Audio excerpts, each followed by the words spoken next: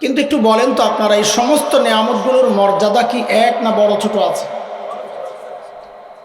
যেমন যদি আপনাকে একটা অপশন দেওয়া হয় যে তোমার কল্লাটা দিবা অথবা হাতটা দিবা, তো কোনটা দিবেন? তো বোঝা গেল আপনার কাছে কল্লা আর হাতের মূল্য এক না। আল্লাহ আমাদেরকে যত নেয়ামত দিছেন, এই সমস্ত নেয়ামতের মধ্যে সবচাইতে শ্রেষ্ঠ নেয়ামত কোনটা? এর জন্য মুফাসসিরিনরা কিছু মূল নীতি আমাদের সামনে পেশ করেছেন শ্রেষ্ঠ নেয়ামত বের করার।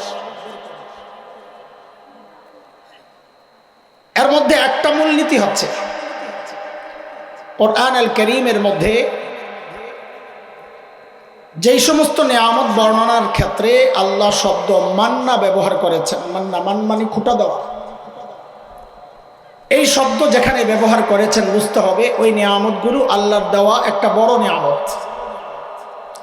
আমরাও তো যখন কাউকে খোঁটা দেই, ধরেন একজনকে আপনি 100 টাকা দিছিলেন, ওই ব্যক্তিকে আপনি 1 লক্ষ টাকা দিছেন। এখন যদি খোঁটা দেন তো কি বলবেন? তোকে না একদিন 100 টাকা দিছিলাম। কথা বলেন না, কয় ঠিক? এখন আজাদি ভাই বয়ান করতেছে, ঠিক কিনা? কইলাম ঠিক, সব তো মুখস্থ ঠিক। মানুষ খোঁটা দেয় বড়টার, কোনটার?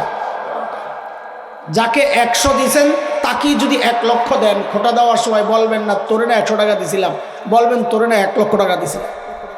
ঠিক কিনা? এবার ঠিক আছে। কাজেই আল্লাহ তাআলা যে সমস্ত নেয়ামতের ক্ষেত্রে মান্না ব্যবহার করেছেন বুঝতে হবে ওই নেয়ামতগুলো আল্লাহর দেওয়া বড় নেয়ামত। সেগুলো কি?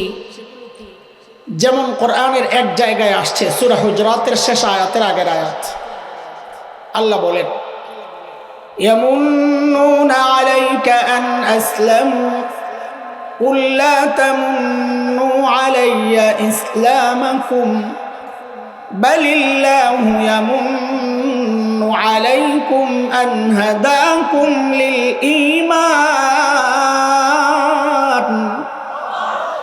ইন কুনতুম সাদিকিন। আল্লাহ বলেন, বান্দা আমি যে তোমাকে ঈমানের নিয়ামত দিছি এটা আমার পক্ষ থেকে একটা বড় নিয়ামত। সোজা তর্জমা করলাম, ঠিক এমনই একটা নিয়ামতের কথা আমি শুরুতে যে আয়াতে কারিমা পড়েছি ওই আয়াতে আল্লাহ বলেছে। আল্লাহ বলেন লাকাদ মান্নাল্লাহু আলাল মুমিনিনা ইয বা'আসা ফীহিম রাসূলান মিন আনফুসিহিম ইয়াতলু আলাইহিম আয়াতিহি ওয়া ইউযাক্কিহিম ওয়া ইউআল্লিমুহুমুল কিতাবা ওয়াল হিকমাহ ওয়া ইন কানু মিন ক্বাবলু লাফী দালালিন মুবিন।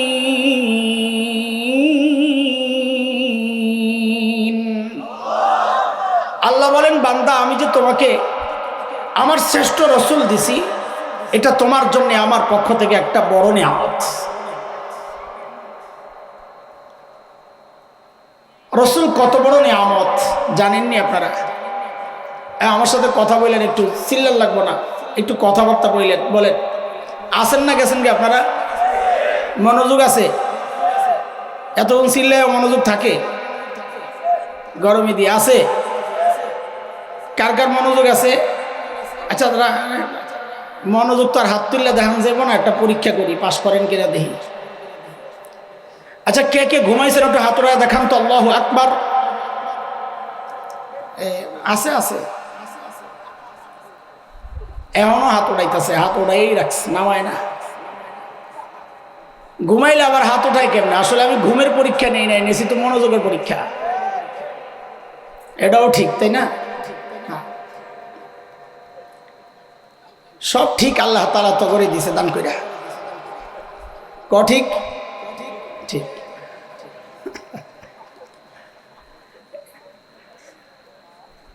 রসুল কত বড় নিয়ামত এটা যদি জিজ্ঞেস করি অনেকেই জানবে না। বলতে পারবে না। রসুল তো চিনিই না। এখানে বহু মানুষ আছেন যারা রসুলই চিনেন না। একজনকে দেখে সন্দেহ লাগছে মুসলমানের সন্তান কিনা, তো জিজ্ঞেস করছেন, এরে ভাতিজা তোর নাম কি রে? কয় সুমন। কি নাম? আরে কি মুশকিলে বললাম, এটা কি সুমন খান না সুমন ব্যানার্জি না কি, কোনটা? লাগছে আরেক বেজার। নাম দেখাও বুঝার উপায় নেই মুসলমানের সন্তান। তার একটু ভাঙ্গার জন্য জিজ্ঞেস করছে, তুমি রসুল চিনোনি? ওরে বাপ রে বাপ, এই প্রশ্ন করতে দেরি বেড়া এমন খেপা ঘেপছে, ফাইজলামি করেন না, আমি আশিক রসুল মিয়া। বাপ রে বাপ, আশিক রসুলের যেই চেহারা। আপনাকে বিবাড়িয়া এই নরসিংদীর একটা গল্প শোনাই আপনাদেরকে। আমরা যখন ছোট ছিলাম তখনও হেফজুল কোরআন প্রতিযোগিতা হইতো, এই যে বিদেশে যে হয় তখনও হইতো। তখনও আমাদের দেশের প্রতিযোগীরা বড় বড় পুরস্কার ছিনায় আনত, কিন্তু হযরত ফেসবুক শরীফ ছিল না, এই জন্য প্রচারণা পায় নাই। এখন যেমন প্রচার পায়, হাসে তো কাছে তো এটা কোরআন শরীফের চেয়ে বেশি দামি। এই জন্য শরীফ না বললে যদি আবার তোরা রাগস, এই জন্য কইছি হযরত ফেসবুক শরীফ। দামি না হইলে কোরআন বাদ দিয়ে তুই ফেসবুক পড়স, তসবি ফালা দিয়ে ফেসবুকে পড়ে থাকস। হ্যাঁ, তোমার কাছে ওইটাই তো দামি, এই জন্য শরীফ কইলাম তোমার মন জয় করার জন্য। হযরতজি, তো ওই সময় আমাদের এই যে মির্জানগর, আপনাদের রায়পুরা, লাইপুরা না রায়পুরা, মনে করছে আমি কিছু জানি না, কেউ লাইপুরা, ওখানে আমাদের এক বড় ভাই ছিলেন, ফরিদাবাদ মাদ্রাসায় পড়তেন, নুরুল্লাহ ভাই, হযরত শেখ হাফিজুল্লাহ রহমতুল্লাহ আলের ছোট ভাই। তো নুরুল্লাহ ভাইও একজন ফেভারিট প্রতিযোগী ছিলেন ওই সময়। প্রায় উনি বাছাই প্রতিযোগিতা, ইসলামিক ফাউন্ডেশনে যেটা হইতো বাছাই প্রতিযোগিতায়, ওখানে প্রায় তিনি ফার্স্ট হইতেন,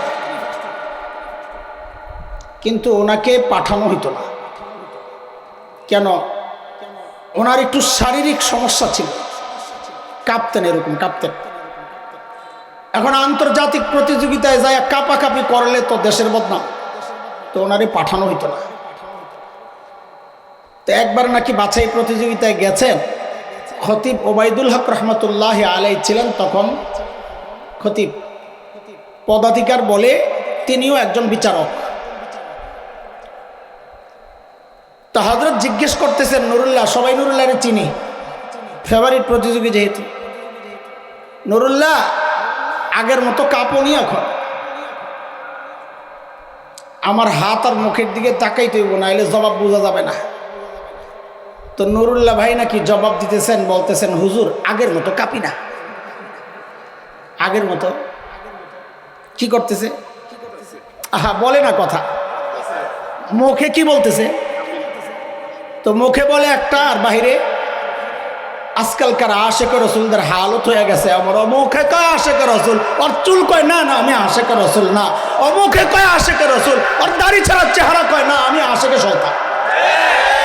কথা ঠিক কিনা? ও যদি আশেক রসুল হইতো তো সুন্নত দিয়া নিজের জীবন সাজাইত। ও যদি আশেক রসুল হইতো নিজের বিবেকে ওই হিন্দি সিনেমার নষ্টা ভ্রষ্টাদের পোশাক পরাইতো না। কথা কর ঠিক কিনা? এই জন্যে আজকে আমরা একটু নবী চিনাবো, নবী চিনাবো ইনশাল্লাহ। ঠিক আছে ইনশাল্লাহ, নবী চিনবো আজকে। কি চিনবো বলেন? সাল্লাল্লাহু আলাইহি ওয়াসাল্লাম। বলেন আজকে আমরা কি চিনবো বলেন? নবী চিন। বলে চিনি না? আর চিনেন, চিনেন, আমিও মানা করি না, চিনেন, কিন্তু আজকে একটু চিনেন না, আবার দেখেন না কেমন লাগে। আমাদের নবী চেনার জন্যে আমাদের বড়রা একটা দারুণ উদাহরণ দিয়েছেন। এই উদাহরণটা যে যত বুঝবে নবী চেনা তত সহজ হবে। একজন বাবা,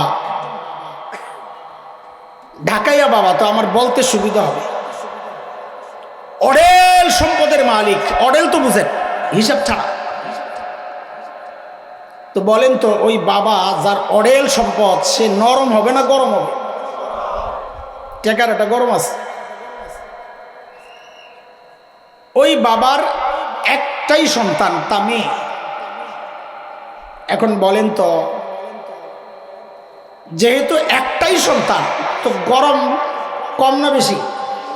টাকাওয়ালা তো। আবার ওই সন্তান মেয়ে, বাবারা মেয়েদের প্রতি একটু আলাদা দুর্বল থাকে। এখন এই মেয়ের হিসাবে ওই বাবা নরম না গরম? আরে কথা কয়। ঘটনার চক্রে মেয়েটা খুবই সুন্দরী। বলেন তো এইবার এই গরমটা কেমন গরম হইব এবার?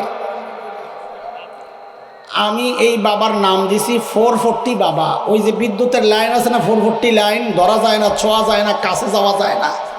তো বলেন কোন বাবা? আবার কোন? আমি মাঝে মধ্যে জিজ্ঞেস করব কোন বাবা, তো আমাকে জবাব দেওয়া লাগবে কি? দেখেন আপনাদেরকে একটা কথা বলি, শুরু থেকে শেষ পর্যন্ত আমি একটা টার্গেটে আগাবো ইনশাআল্লাহ। একটা টার্গেট, শেষ পর্যন্ত একটা টার্গেটে আগাবো, টার্গেট সামনে। কিন্তু এর আগে আমি নানান জায়গায় ঘুরবো যে টার্গেটে পৌঁছার জন্যই। এটাকে মনে করেন না যে এলোমেলো কথাবার্তা চলছে, না। আমি একটা টার্গেটে কথা শুরু করেছি। বিষয়টা কেমন? ঘরে মেহমান আসছে, তো মেজবান মেহমানকে দেখে বাজারে যাবে, মেহমানদারির জন্য বাজার করতে হবে। তো মেহমান বলে কি, ভাই আপনাকে বাজারটা আমিও একটু দেখতে চাই, চলেন। এখন মেহমান এই দোকানে যায়, চালের দোকানে যায়, ডালের দোকানে যায়, গোশতের দোকানে যায়, মাছের দোকানে যায়, সবজির দোকানে যায়। তো মেহমান বলে কি, তোর মিয়া বাজার করবেন ভালো কথা, এত দোকানে যান কেন? তো বাড়িওয়ালা বলে কি, ভাই বাজার করতে হইলে নানান দোকানে যাইতে হয়। আমি কয় দোকানে যাই, কোন কোন দোকানে যাই, এটা আপনার বিষয় না। আপনি দেখবেন দস্তরখানের টেবিলে খানা ঠিক আছে কিনা। কথা ঠিক? তা আমিও আপনাকে রইল কিছুক্ষণ বাজারে বাজারে ঘুরুম, এটা নিয়ে পেরেশান হয়ে না বেটাই কই কই যায়, এটা আপনার বিষয় না। আপনি দেখবেন জায়গা মতো খানা ঠিক আছে কিনা। ঠিক আছে কথা? ওই 440 বাবা, কোন বাবারে বলা ভাই? আমার সাথে সাথে জবাব না দিলে আমি মুরগি বানাই দেবো, নাইলে সামনের থেকে মনোযোগ দিয়ে না শুনলে সামনের থেকে সর। আমার 10 জন মনোযোগী শ্রোতা দরকার, 10 জন হলেই চলবে। ওই মেয়ে বিয়ের উপযুক্ত হয়েছে। কোন বাবার মেয়ে? তা একজন প্রস্তাব নিয়ে আইছে, ওই ঢাকায়া বাপ কিন্তু মনে রেখো। তো প্রস্তাব লই আইছে। তো বাপ জিগায়, আপনি কেঠা? আপনার মায়ের বিয়ার প্রস্তাব নিয়ে আইছি। আপনি কেঠা? আমি ছেলের খালু হই। ওরা হয় হইকে বলে ওহি। আমি ছেলের খালু হই। কি হয়? ওরে বাপরে, যে না কইছে ছেলের খালু হই, বেড়া এমন খেপা খাপ যা। ওই মেয়া, আমার মাইয়া পৌঁছে গেছে নি, হিমিয়া খালু আইছেন প্রস্তাব লিয়া। বেড়া তো ডরে বরে শেষ করবে, তো কেঠাইব পোলার বাপ পাঠান। তো বেটা কয়, মিয়া তো চেতন কেলা কইলি তো হয়, চেতন কেলা। তো বাইতে গেছে। কোন জায়গায় গেছে? বাড়িতে না, ঢাকায় বলে বাইতে। কি এটা অশুদ্ধ না, ও হুজুররা জানে। বাইতুন, বাইতুন, বাইতুন মানে বাইতে গেছে। তোমরা মনে করো অশুদ্ধ, আসলে অশুদ্ধ, এটা আরবি শব্দ বাইতুন। বাইতে গেছে। বাইতে গিয়া পোলার বাপরে কয়, বাইরে ভাই তোমার পোলার বিয়ার প্রস্তাব লইয়া তুমি যাও। যেই গরম 440, মনে আছে নি? তো পরের দিন পোলার বাপ আইছে প্রস্তাব লিয়া। ভাই আমি ওই পোলার বাপ। ও আপনি? তো পোলার নাম কি? কবক। আপনার নাম কি? মায়ের নাম কি?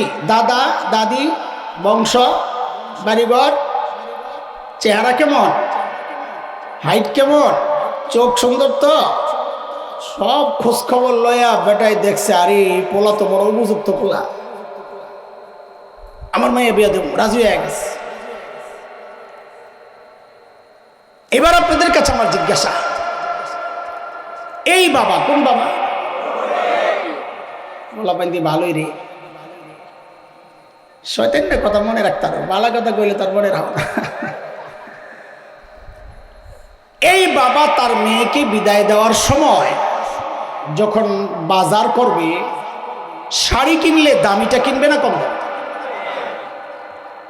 বাজারের সবচাইতে সুন্দর দামিটা কিনবে। কেন? কারণ তার টাকার অভাব নাই, খরচের জন্য এই মেয়ে ছাড়ার জায়গাও নাই। তো শাড়ি কিনে তো সেরাটা, পোশাক কিনে তো সেরা, গয়না কিনে তো সেরা, প্রসাধনী কিনে তো সেরা, সব সেরা সেরা জিনিস দিয়া সাজায়া তারপরে মেয়েকে বিদায় দিবে নাকি? এটাই তো হওয়ার কথা নাকি? আরে গরিব বাবাও তো চায় তার মেয়েকে সর্বোচ্চ সুন্দর জিনিসপত্র দিয়া বিদায় দিতে। সব বাবাই চায়, না থাকলেও চায়। দোস্ত, একজন বাবা তার মেয়েকে যতটা ভালোবাসে, আল্লাহ সুবহানাহু ওয়া তাআলা তার প্রিয় হাবিব সাল্লাল্লাহু আলাইহি ওয়াসাল্লামকে তার চেয়ে হাজার কোটি গুণ বেশি ভালোবাসে। একজন বাবা যদি তার মেয়েকে বিদায় দেওয়ার সময় সব সেরা সেরা জিনিস দিয়া সাজায়া বিদায় দেয়, তা আপনারাও বুঝেন আল্লাহ আমার নবীকে দুনিয়ায় বিদায় দেওয়ার সময় সব সেরা সেরা জিনিস দিয়া সাজাইয়া তারপরে আমার নবীরে দুনিয়ায় পাঠাইছেন। সব সেরা জিনিস যা দিছেন সেরা। কি আমরা একটু একটু করে আলোচনা করব কি দিছেন সেরা, কিন্তু এটাই আমার আলোচনার মূল মাকসাদ না, এটা মাথায় রাখা। টার্গেট আরেক জায়গায়, বহু দূর থেকে আমি ঘুরে আসবো। এটার প্রক্রিয়াটা কেমন হবে তাও একটু বুঝায় নেই। ছোট্ট বাচ্চা নিয়ে গেছে হসপিটালে, ডাক্তার দেখে আরে সর্বনাশ, বাচ্চার একটা ইঞ্জেকশন দেওয়া লাগবে। ডাক্তার কিন্তু ধৈর্যই বাচ্চার ইঞ্জেকশন পুশ করে না, কি করে একটা চকলেট ওরা হাতে ধরায় না, ও খাও আপু খাও। ওই বাচ্চা চকলেট খায়, ডাক্তার আস্তে আস্তে ইঞ্জেকশন রেডি করে। যেই দেখে যে মোটামুটি হয় চকলেটে মরছে, তা আস্তে আস্তে জিজ্ঞেস করে, আবু আঙ্কেল পিঁপড়ার কামড় খাইছো কখনো? জি আঙ্কেল খাইছি। ব্যথা লাগে? এটা ভাব লইছে। হ্যাঁ লাগে না। ডাক্তার কইতে পাইছে সুযোগ করে আস্তে করে ইঞ্জেকশনটা দেখে পিঁপড়া কামড় দিল। হ্যাঁ একটু আগে ভাব লইছে, হ্যাঁ ব্যথা লাগে না, এখন তো কামতেও পারে না। আরেকটা হইলো এর আগে চকলেটের ঘুষ খাইছে। খানার ঘুষ হলো সবচেয়ে মারাত্মক ঘুষ, ওই ঘুষ খায় তো এখন আর কামতারে না। ঠিক নেই? আমিও অনেকক্ষণ পর্যন্ত আপনাদেরকে চকলেট খাওয়াব, কিন্তু এটাই আমার উদ্দেশ্য না। তোরা চকলেট খাওয়াই তারে বসাই নাই। আমার সময় হলে আমি ঠিকই ইঞ্জেকশনটা ঢুকাই দেব। বুঝে আসছে কথা? কথা বুঝা আগান, নাহলে হঠাৎ করে কই যায় হঠাৎ সিলাসিক্ষণ শুরু করবেন, দরকার নেই। আপনি বুঝে আগান। অনেক দূর থেকে আমি ঘুরে আসতেছি। আল্লাহ তাআলা আমার নবীকে দুনিয়ায় পাঠানোর ক্ষেত্রে সব সেরা সেরা জিনিস দিয়া সাজায়া পাঠাইছেন। বলে দেখান তো, চলেন। সর্বপ্রথম ওই বাবা, কোন বাবা? ওই বাবা সর্বপ্রথম প্রস্তাবের ব্যাপার আসছিল, মনে আছে? খালু হয়েছিল। আল্লাহরও সিদ্ধান্ত, আমি আমার নবীকে দুনিয়ায় পাঠানোর ক্ষেত্রে ফিরি পাঠাবো না, আমার কাছ থেকে চায়া নিতে হবে প্রস্তাব দিয়া। দুনিয়ার মানুষের নেচার হচ্ছে যে জিনিস সহজে পায় দাম দিতে চায় না। আমি আমার নবীকে ফিরি দিব না, আমার কাছ থেকে চায়া নিতে হবে, প্রস্তাব দিয়ে নিতে হবে। আমার নবীর দাম আছে না?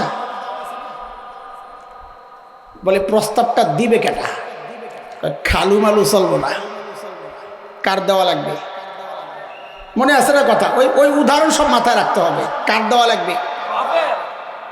নবীর বাপকে। নবীর বাপও বলে ফরফটি ধর বেটা, সাবাস, জোরে জোরে কর।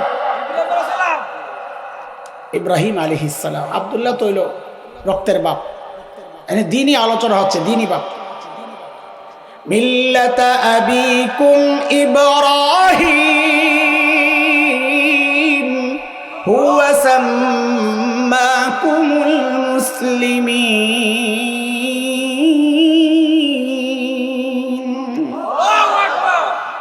কয়দিন আগে বেলাতুল্লাহ ভাই আছেন, ঘুমাইতেছে। কয়দিন আগে আমার একজনের হোয়াটসঅ্যাপে আরবের এক কোন পেজ না কি এটার একটা লিঙ্ক পাঠাইছে। কি এটা কয় দেখেন, ইউটিউব। আমি তো ফেসবুক চালাই না। তো এটা টিপ দিয়ে দেখি কি মাকামে ইব্রাহিমের একটা ভিডিও, মাকাম ইব্রাহিম। ওই ভিডিওটা ওটার সাথে একটা তেলাওয়াত ছাড়ছে, মাকাম ইব্রাহিমের সাথে। ওমা দেখি যে এই আমার এই তেলাওয়াত মিল্লাতে আবিকুম ইব্রাহিম ওয়া সাম্মাকুমুল মুসলিমিন, বেটারা ওটার নিয়ে লাগাই দিছে। খলিল ইব্রাহিম যখন বাইতুল্লাহ বানান, আল্লাহ খলিলের দিলের মধ্যে ওই কথা ঢেলে দিয়েছেন, খলিল এমন দামি একটা কাজ আপনি করেছেন, খলিল আমি আপনাকে পুরস্কার দিতে চাই, কি নিবেন বলেন? খলিল চিন্তা করলেন, সারা জিন্দেগি চায়া চায়া পাইলাম জমজমওয়ালা। কি পাইছেন? কে? ইসমাইল আলাইহিস সালাম। জমজমওয়ালা মানে? খলিল চিন্তা করলেন, সারা জিন্দেগি চায়া চায়া পাইলাম জমজমওয়ালা, এইবার আর আমি ছোট মোটো কিচ্ছু চাইবো না, সেরাটাই চাইবো। এইবার খলিল চায়া বসছেন আল্লাহর কাছে কাউসারওয়ালা। কারে চাইছেন? কাউসারওয়ালা। তো প্রস্তাব পাঠাইছেন খলিলুল্লাহ। বলেন আহা জোরে কন, তাড়াতাড়ি আমার জায়গা যাইতে তো পরে হাসপাতাল বন্ধ হয়ে যাবে চকলেট খাওয়াইতে খাওয়াইতে। প্রস্তাব পাঠাইছেন, সবাই একসাথে বলেন, প্রস্তাব পাঠাইছেন। খলিলুল্লাহর পাশে কিন্তু আবার বসা জবিহুল্লাহ ইসমাইল আলাইহিস সালাম। আপনি দেখছেন নাকি? আমি দেখুন কর্তিকা। খলিল যে দোয়া করছেন আল্লাহর কাছে, কি দোয়া দেখেন। আজকে 3টা আয়াত, শুরুতে আমি একটা পড়ছি, এর আগে আমার ভাই হেদায়েতুল্লাহ আজাদি সাহেব একটা পড়ছেন, আর এখন একটা পড়তেছি। এই 3টা আয়াতের একই অর্থ, খালি একটু আকপিস দিয়ে উলামারা জানেন। খলিল দোয়া করছেন, রব্বানা ওয়াবাস ফীহিম রাসূলাম মিনহুম ইয়াতলু আলাইহিম আয়াতিক يتلو عليهم آياتك ويعلمهم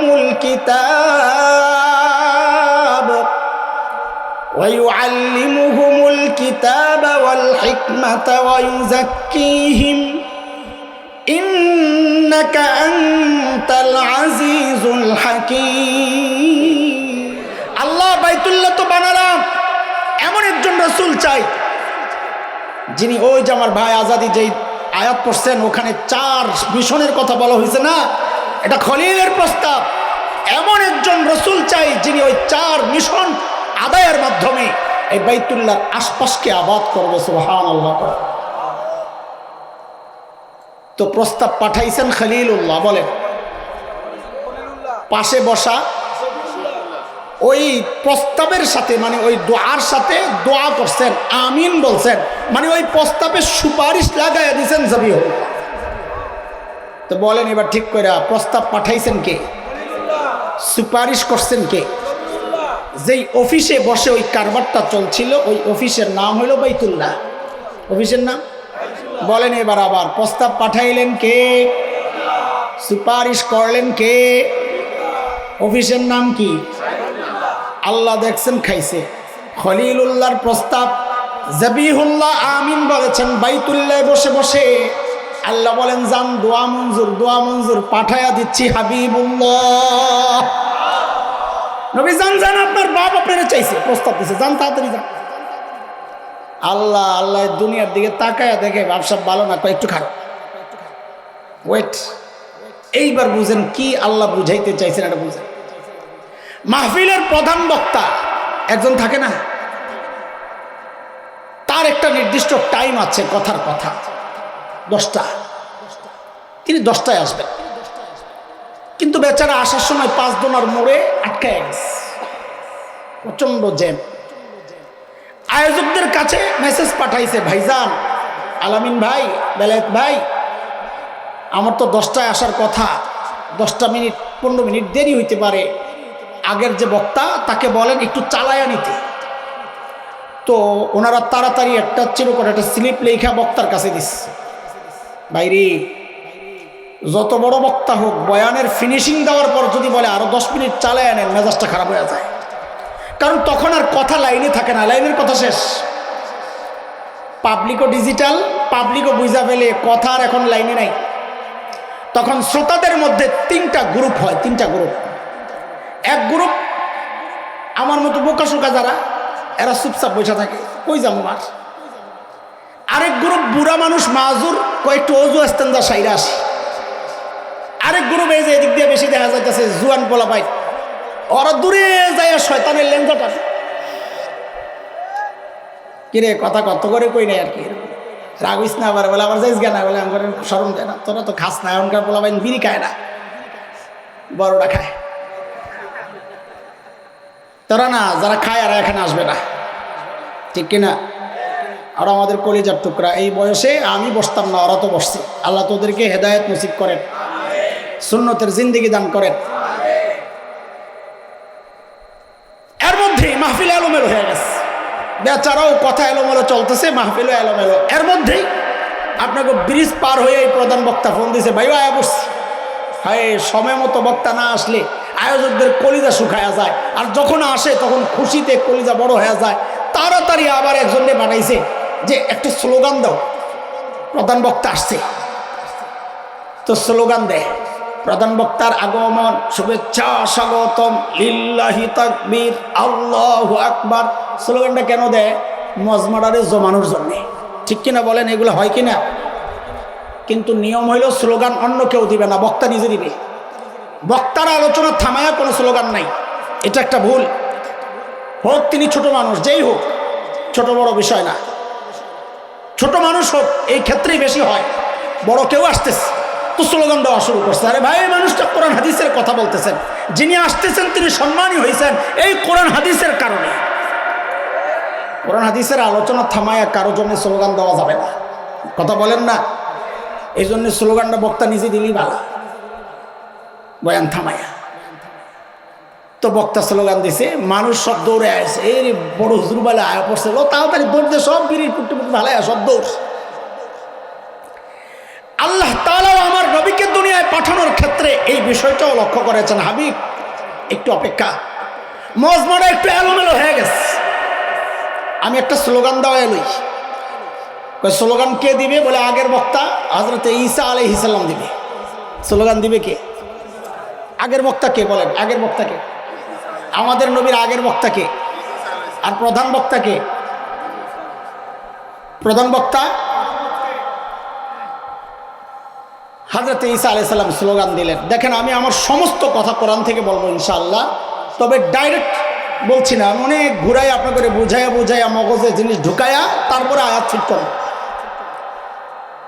সূরা সফ, ইনশাআল্লাহ সূরা সফ আয়াত 6, হযরত ঈসার স্লোগান। وَإِذْ قَالَ عِيسَى ابْنُ مَرْيَمَ يَا بَنِي إِسْرَائِيلَ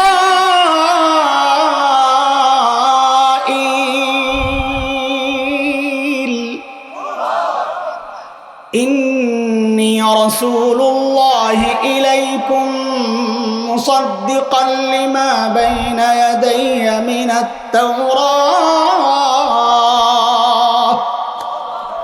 ومبشرا برسول يأتي من بعد اسمه أحمد।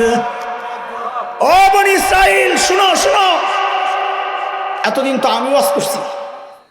এক নাম্বার কথা, এটা মনে রাখেন এবং এটা মুখস্থ করেন, আমার সাথে বলেন সবাই। ও বনি ইসরাইল বলেন, ওলামারা, জুয়ান ওলামারা বলেন আপনারা সবাই, ও বনি ইসরাইল, আল্লাহ আমাকে তোমাদের রসুল বানাইয়া পাঠাইছেন। কাজী হযরত ঈসাকে আল্লাহ কাদের রসুল বানাইয়া পাঠাইছেন? বনি ইসরাইল তো চিনেন, কারা? খ্রিস্টানরা। 2 নম্বর হযরত ঈসার স্লোগান, ও মুবাশশিরাম বিরাসূল ইয়াতি মিন বা'দি ইসমুহু আহমদ। এতক্ষণ তো আমি বয়ান করছি, এখন প্রধান অতিথি আসছেন, তার সুসংবাদ গ্রহণ করো। প্রধান বক্তার আগমন, শুভেচ্ছা, স্বাগতম, মুবাশশির বিরাসূল, যার নাম হবে আহমদ। আল্লাহু আকবার। আরে ভাই, আমার নবীকে আল্লাহ যা দিছেন সব সেরা সেরা জিনিস, আরে নাম দিছেন তো 2টা সেরা নাম। আমার নবীর এক নাম আহমদ, আরেক নাম আহমদ মানে সবচেয়ে বেশি প্রশংসাকারী আল্লাহর, মুহাম্মদ মানে সবচেয়ে বেশি প্রশংসিত। মক্কার কাফেররা বাজারে হাটে ঘাটে যাইয়া বদনাম করে, এই মুহাম্মদ খারাপ মানুষ, আল্লাহ কি নাম রাখছে খেয়াল করেন। কয় মোহাম্মদ খারাপ মানুষ, এর কাছে যাইবে না। পাবলিক জিজ্ঞেস করে যিনি সবচেয়ে বেশি প্রশংসিত ইনি আবার খারাপ হয় কেমনি? লাগছে নি বেজাল? আয়া পরামর্শে বলছে, আরে এই নাম দিয়ে বদনাম করা যাবে না, নাম পাল্টা, নতুন নাম দে। এই যুগের দুই একটা পান্ডা মুরগি চোরারা যদি ওই মিটিংয়ে থাকতো তো কইতো তেতুল হুজুর নাম দিয়ালা। কোন হুজুর? তেতুলের বিসি, এই জন্য তোর ফাড়াইয়া দিছে মানছে, কথা কয় না? কি করছে? ফাড়াইয়া দিছে। কি ফাড়াইছে এটা কত দরকার নাই। মাইনকা চোরারে দিছে, পোলাবাইন জায়গা মতোই দিছে। যে জায়গা দিলে পোলাবাইন দেখাইতে পারবো না, কাউরে দেখাইতে পারবো না, কিন্তু বেশি জোর হয়ে গেছে, ভাইটা গেছে, অপারেশন লাগছে, এইটাই হলো সমস্যা। আল্লাহ, লা হাওলা ওয়ালা কুওয়াতা ইল্লা বিল্লাহ। খেয়াল করেন, মনোযোগ দেন। তো পরামর্শ সবাই বৈশা নাম নির্ধারণ হয়েছে। এখন মুহাম্মদ বাদ মুজাম্মাম সবচেয়ে বেশি নিন্দিত। নাউজুবিল্লাহ কোয়েন না। পাবলিক গেছে বাজারে বদনাম করালে করাইশরা, এই আমগো এলাকা একটা মুজাম্মাম আছে, মুজাম্মাম খারাপ মানুষ, তার কাছে যাইও না। 40 বছর একটা মানুষের নাম জানছে সবাই মুহাম্মদ, এখন নতুন নাম দিছে মুজাম্মাম। পাবলিক জিজ্ঞেস করে মুজাম্মাম কেডা, চিনলাম না তো। লাগছিনি বেজা দোস্ত? আল্লাহ আমার নবীকে যা দিছেন সব সেরা সেরা জিনিস। আরে চোখ দিছেন তো সেরা, চুল দিছেন তো সেরা, নাক দিছেন তো সেরা, ঠোঁট দিছেন তো সেরা, আরে এমনকি ঘাম দিছেন তো সেরা ঘাম। কেন? আমার আপনার ঘামের দুর্গন্ধে ধারে কাছে কেউ বসতে পারে না, অথচ আল্লাহর হাবিবের ঘাম সাহাবায়ে কেরাম সংগ্রহ করতেন। কেন? কোনো অনুষ্ঠান হইলে ওই অনুষ্ঠানে লাগাইয়া দিতেন, গোটা অনুষ্ঠানটা সুঘ্রাণে মৌমৌ করত। সাথে বরকত দিয়ে দিছেন। হাজরাতে আমেনা বরকতের কথা শোনাইতেছি একটু। এরে ভাই, শেষে আবার অগরে ঢাইলা দেওয়া লাগবে। কিন্তু তোরা হাসস কেন? আমি কি কাউরে গালি দিছি? মুরব্বি খালি হুদাই আসো, একসাথে সব শেষ। কি বুঝছে আল্লাহ জানে, সব বুঝে রয়েছে। কথা কি ক্লিয়ার? এটা হলো দয়ানবাগি। আল্লাহ লা হাওলা ওয়ালা কুওয়াতা ইল্লা বিল্লাহ। বলে আমি যখন জমজমের কুয়া থেকে পানি উঠাইতে যাই, এই পোলাপান আগে বল, কুয়ার পানি নিচে থাকে না উপরে থাকে? আচ্ছা, হযরতে আমেনা বলেন আমার পেটে আমার আদরের দুলাল। ওই অবস্থায় যখন আমি পানি উঠাইতে যাই তো আমি খেয়াল করি পানি আস্তে উপরের দিকে উঠা যায়, সইরা গেলে আবার নাইমা যায় জাগাত। মক্কার মেয়েরা কয়, বোন একটু দাঁড়া, তুই থাকতে থাকতে একটু পানি উঠাইয়া লইস। হযরতে হালিমা সাদিয়া রাদিয়াল্লাহু আনহা, আমি খুব দৌড়াইতেছি কারণ আমার এটা চকলেট, এটা কি ইনজেকশন যাইতে। হযরতে হালিমা বলেন আমি যখন আসলাম তায়েফ থেকে স্বামী সহ, আমাদের বাহনটা খুব দুর্বল, গরিব মানুষ, আসতে একটু দেরি হয়েছে। লোকাল গাড়ি, সোজা কথা লোকাল গাড়ি। মক্কায় আইসা দেখি সব ধনী ঘরের ছেলে বন্টন হয়ে গেছে, বাচ্চাদেরকে নিয়ে তায়েফে নিয়ে লালন পালন করতো। ওখানে পরিবেশ ভালো তো বাচ্চারা রুষ্টপুষ্ট হয়। মক্কা থেকে বাচ্চা নিয়ে যাইতো, খরচ দিত, তারা লাইলা পাইলা বড় করে পাঠিয়ে দিত। হযরতে হালিমা বলেন মক্কায় আইসা দেখি সব ধনী ঘরের বাচ্চা শেষ, আগে আগে সবাই যায় লইলিস, আমরা যাই শুনি কোনো বাচ্চা নাই। হায়, খবর পাইলাম একটা বাচ্চা আছে, ওরে আনতে কেউ যায় না। কেন? এতিম বাচ্চা, খরচ দিবে কে? বাপ নাই। হযরতে আমেনা বলেন স্বামীকে বললাম খালি হাতে যাওয়ার চেয়ে চলেন ওই এতিম বাচ্চাদের সাথে নিয়ে নেই। আসলে কপাল খুলছে, আসলে। হযরতে হালিমাতু সাদিয়া বলেন যখন বোন আমেনার ঘরে ঢুকলাম, বাচ্চাটা শোয়ানো, আহারে চেহারার দিকে তাকায়া মনে হইল এটা সাধারণ কোনো মানুষ না, আসমানের ওই চাঁদের টুকরা, এত সুন্দর। দৌড়াইয়া যায় বুকে জড়াইয়া নিলাম। আমার কাছে মনে হলো আমার সাথে জুড়ে আছে, ছাড়ছে না। স্বামীকে বললাম টাকা পয়সা লাগবে না, বড় নিয়ামত পাইয়া গেছি, চলে। বলে যেই না বাহনে যায়া উঠছি, আমি পেছনে আমার আদরের দুলাল আমার বকে, সামনে স্বামী। ও যুবকরা খেল কর, সামনে স্বামী। যেই না আমার স্বামীর সামনে উঠলো, অমনি বাহনটা ধপাস করে বসে পড়ছে। আমি অবাক হয়ে তাকায় আছি, কিরে এই ছোট্ট বাচ্চা 1.5-2 কেজি তো হবে, এই বাচ্চার ভারে এই বাহন তো বসে যাওয়ার কথা না। এই বাহন আমাদেরকে সেই সুদূর তাইফ থেকে নিয়ে আসছে, কেমন কেমন জানি লাগতেছে, গন্ডগোল। স্বামীরে বললাম দেখি একটু নিচে নামে দাঁড়ান তো দেখি। যেই না আমার স্বামী নিচে নেমে দাঁড়ালেন, অমনি বাহন লাফ দিয়া দাঁড়ায় গেছে। হযরত হালিমা বলেন, লাফের নমুনায় বুঝলাম ঘটনা অন্য কিছু। স্বামীকে বললাম দেখি আবার ওঠেন তো দেখি। যেই না আমার স্বামী আবার বাহনে উঠে বসলেন, অমনি বাহন ধপাস করে বসে পড়ছে। আমার স্বামীকে বললাম দেখি তো আবার নামেন তো দেখি। বলে যেই না নামলেন, অমনি বাহন আবার লাফ দিয়া দাঁড়ায় গেছে। হযরত হালিমা বলেন, আমি যা বুঝার বুঝে গেছি, আমার কাছে আর কিছু অস্পষ্ট নাই। স্বামীকে বললাম দেখি তো আপনি সামনে না বসে একটু পিছনে যায় বসেন তো দেখি।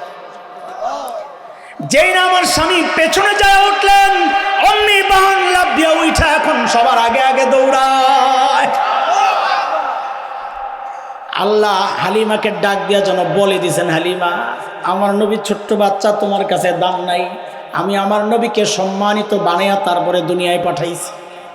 যুবক, যে নবীর এত দাম এত দাম, সেই নবীকে নিয়ে কুলাঙ্গাররা কথা বলে, তুমি চুপচাপ বসে থাকো। সেই নবীকে নিয়ে ভারতের ওই সমস্ত ধর্মগুরুরা কথা বলে, রামগিরিরা, তুমি চুপচাপ বসে থাকো। তুমি ভাবো এটা তো ভারতের ইস্যু না, ভারতের ইস্যু না। কেননা আমি বিস্তারিত বলবো সামনে ইনশাআল্লাহ, শুধু এতটুকু বুঝো, আমার নবী সারা দুনিয়ার নবী। দুনিয়ার যেই কোনো জায়গায় যেই কোনো কোণে আমার নবীকে নিয়ে কটূক্তি করা হবে, দুনিয়ার অন্য কোণ থেকে প্রতিবাদের ঝড় উঠতেই হবে, উঠতেই হবে, উঠতেই হবে। কথা বলছে, ওঠানোই লাগবে। বাংলাদেশের নাস্তিকদেরকে জানায়া দেই একটা কথা, যাদের শেল্টারে এতদিন লাফাইছিল তারা তো পালাইছে।